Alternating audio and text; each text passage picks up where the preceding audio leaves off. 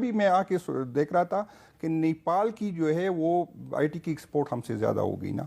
अंदाज़ा कर ले अगर यहाँ, यानी हमने तो उन पर मरहम रखा है। तुर्की नाराज है, सऊदीया खुश नहीं है, पाकिस्तान के जो दोस्त चाइना है वो उसने मुंह मोड़ लिया था। आप आया जिसमें पाकिस्तानियों का नाम लिया जा रहा है और कहा जा रहा है कि दोस्तों नमस्कार। जैसा कि आप जानते हैं कि पाकिस्तान सिर्फ दो चीज़ों से चलता है, इंटरनेशनल बेइज्जती से, दूसरा दुनिया भर से ले रखे कर्ज से।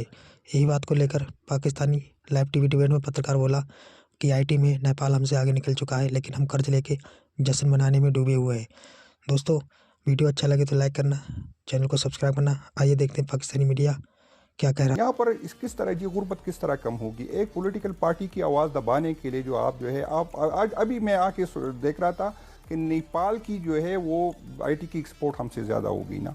अंदाज़ा कर ले अगर यहाँ पर अच्छा, लेकिन वर्ल्ड बैंक की मैंने एक रिपोर्ट का हवाला दिया है, लेकिन जुनैद अकबर साहब, वर्ल्ड बैंक ने पाकिस्तान को अगले 10 साल के लिए 20 अरब डॉलर का लोन देने का भी फैसला किया है और इसमें यह कहा है कि हुकूमत कोई भी आए, वर्ल्ड बैंक अगले 10 साल तक पाकिस्तान में 20 अरब डॉलर के मंसूबे शुरू करेगा। ये पाकिस्तान की इकोनॉमी पे एतमाद का इजहार नहीं है? नहीं, वर्ल्ड बैंक जो है वो कोई चैरिटी तो नहीं चलाती, वो तो उसका तो ये मकसद नहीं है। वो पैसे देगी तो उसी पे चलेगा, उसने इंटरेस्ट लेना है, कोई फ्री में तो हमने नहीं देना।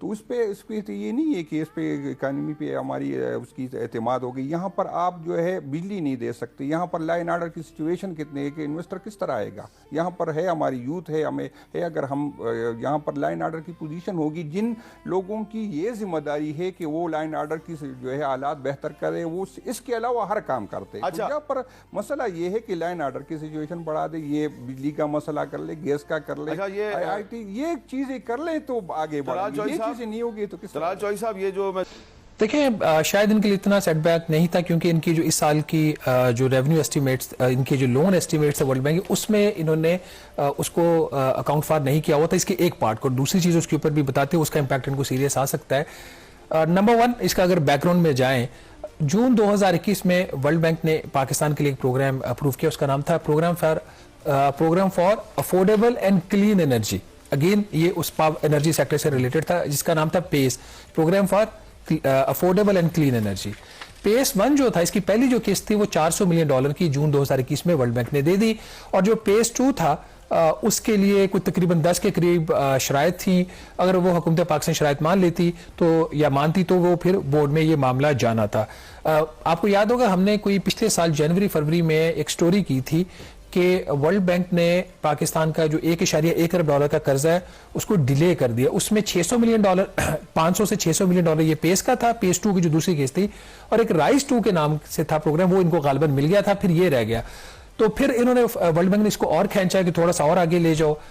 फिर इवेंचुअली इनका ये ख्याल था कि शायद इस साल के मिड में, ये जो साल खत्म हो रहा है मिड में, जून जुलाई में कहीं ये अप्रूव हो जाए। ये अप्रूव नहीं हुआ। अब वजारत खजाना तो ये कह रही है कि ये जो इसका जो बजट सपोर्ट लोन है, ये वाला जो $500 से $600 मिलियन, इसको हमने अकाउंट फॉर नहीं किया हुआ इस साल में, इसलिए इसका मेजर इंपैक्ट नहीं आएगा। बट सवाल ये है कि वर्ल्ड बैंक ने अब ये क्यों किया।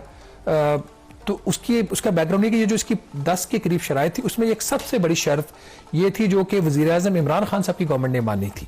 वो शर्त ये थी कि जितने भी पावर परचेज एग्रीमेंट्स हैं, जिसमें मेनली चाइना वाले जो सीपैक वाले हैं, उसको पाकिस्तान रीनेगोशिएट करेगा और रीनेगोशिएट करके उनकी जो टर्म्स हैं उसको रिड्यूस करेगा ताकि बिजली की कीमतों में कमी हो सके। 2000 रोल प्ले करे, IMF को खत ना लिखे, सिविल नाफरमानी की तहरीक चलाने के लिए उसकी हमायत ना करे, पाकिस्तान में लोगों को बिजली के बिल जो नहीं देते उनके जाकर आप वहां पर उनकी हमायत ना करें।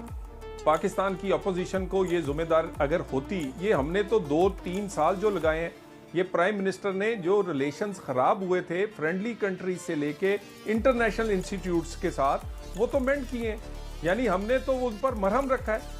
तुर्की नाराज है, सऊदीया खुश नहीं है, पाकिस्तान के जो दोस्त चाइना है वो उसने मुंह मोड़ लिया था। आप इंटरनेशनल अदारों को लिखते हैं खत, उनके वहां हेडक्वार्टर के सामने मुजाहरा करते हैं, लोगों को पैसे दे के मुजाहरा करवाते हैं, किसके खिलाफ? कि पाकिस्तान के साथ बिजनेस ना करो, पाकिस्तान के साथ काम ना करो। तो आज ये एतमाद बहाल हुआ है। इसका क्रेडिट खुले दिल के साथ इस हुकूमत को, इस वजीर आजम को दें। SCO कॉन्फ्रेंस पाकिस्तान में हुई है, पाकिस्तान का वकार बुलंद हुआ है। पाकिस्तान का आज अगर पाकिस्तान की इकोनॉमी बेहतर हुई है, पाकिस्तान की स्टॉक एक्सचेंज आज दुनिया की दूसरी बेहतरीन स्टॉक नहीं, एक्सचेंज लेकिन है। ये जो अगर अब पाकिस्तान का रुपया तकड़ा हुआ है तो इसके बेनिफिशियरी पाकिस्तानी है। 190 मिलियन पाउंड का जो केस है, इसमें जज साहब हर दूसरे दिन फैसला आगे ले जाते हैं। इससे पाकिस्तान की बदनामी नहीं होती कि पाकिस्तान की अदालतों का हाल देखो क्या है? नहीं, देखिए मीर साहब, गुजारिश ये है, 4 दर्जन एडजर्नमेंट्स ली हैं दफाई, ये जिन्होंने इनके वकीलों ने बानी पीटीआई के। और देखें आप फैसला